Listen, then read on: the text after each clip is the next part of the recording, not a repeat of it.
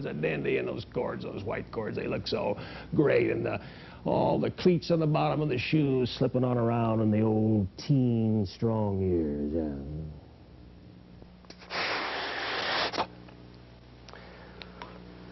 Well, there's the J, big J, and balloons are my business at one time. I spent a great deal of time with them, known as the Balloonman. Made balloon launches and balloon sculptures. This was my occupation for a little while, and I learned how to do just about anything you can with these 4-footer balloons. This one here is quite 4 feet, but there's your gun. What have you got here? What is this? Right. I don't know either. But let's keep on making it into something. Let's see what we got.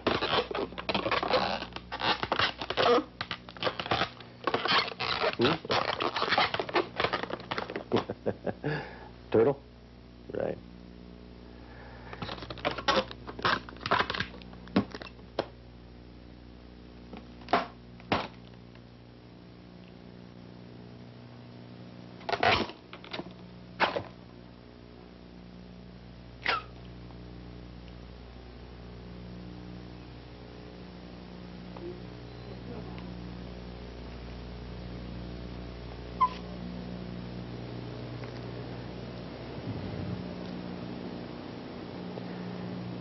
When you're creative like I am, this is the kind of thing that you go through all the time.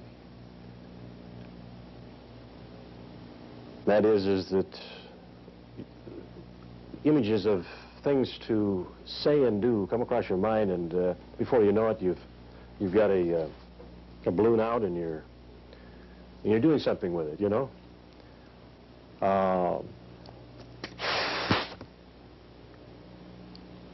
Now that's a little pop. I don't think you have to worry about that when you're doing your own balloon things. I'm totally lost now. I know that when you have difficulties, you should recover from them. It's always been a weakness of mine. Once something has, I know I'm whiny, a little wimpy, but once something doesn't go quite right, when I think the flow is moving along according to the control of the energy that I feel that I have at that particular moment, without being in control, we understand, of course, it's the old being able to be without standing back and seeing what it is that you are, which makes you perfect within the artistic flow, simply because that is the natural course of the universal energetic force.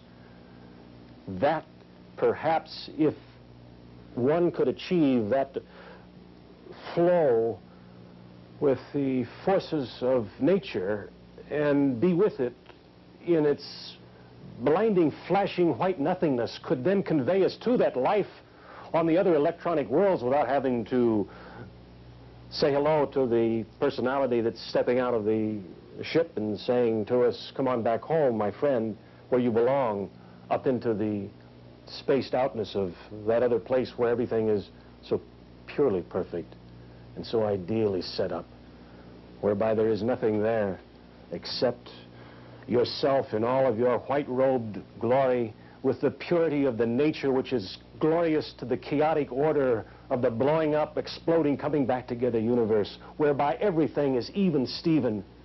And as I've said many, many times before, we're all standing on top of our shoulders, spreading each other's shopping carts apart, reaching into each other's pockets in the same supermarket, and delighting in the fact that we are all one, although the pressure of it all is so great upon the feet of that person wearing those bottom shoes, it would seem like to me. Where do you get this, Bill? Where is this coming from? You're talking to yourself now? You've been too long by yourself, haven't you, here with this time, this moment? You're revealing something here. Would you do this with your friends? Would they put up for it?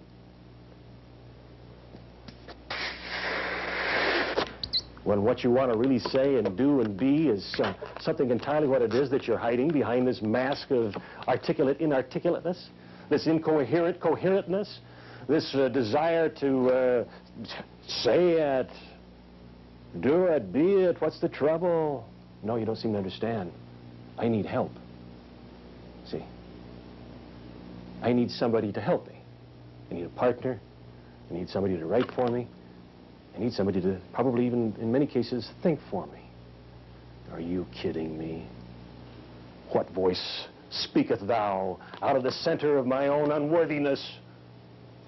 To put me into a position like that when I am coming out of it and getting straightened up and strong again like the many millions and billions of us all over the world who are going through the hypothesis of the metaphoric ups and oscillating downs of the...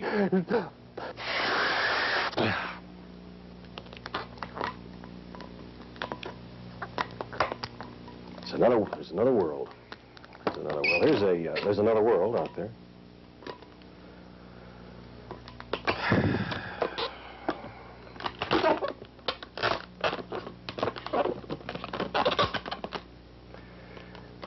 There's a rabbit with its head twisted around.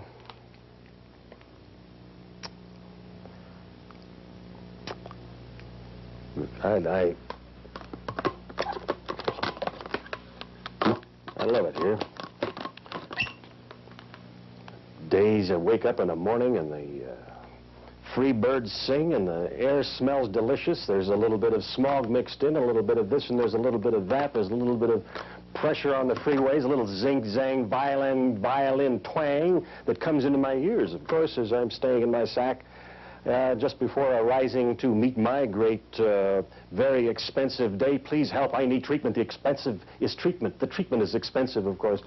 But that's the way I get up, usually feeling very good, and there's a great deal of hope that I have that eventually I'm going to break through and make my ship come marking its trailing wake behind, and there's going to be, it's wonderful. Great friends, dressed decently. I got the food enough, you know, here and there. Gets a little slow now and again. These things.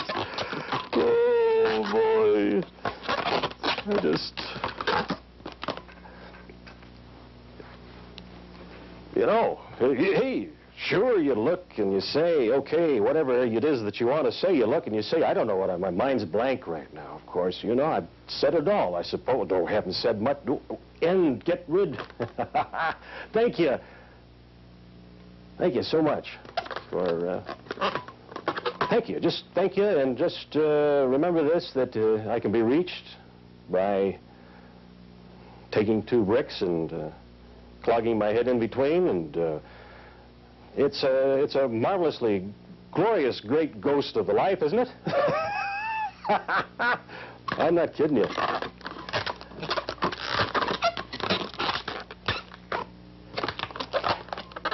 A white sport coat and a pink carnation.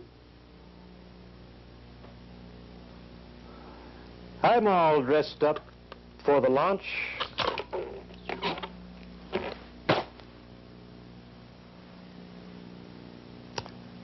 Been my pleasure. More than my pleasure.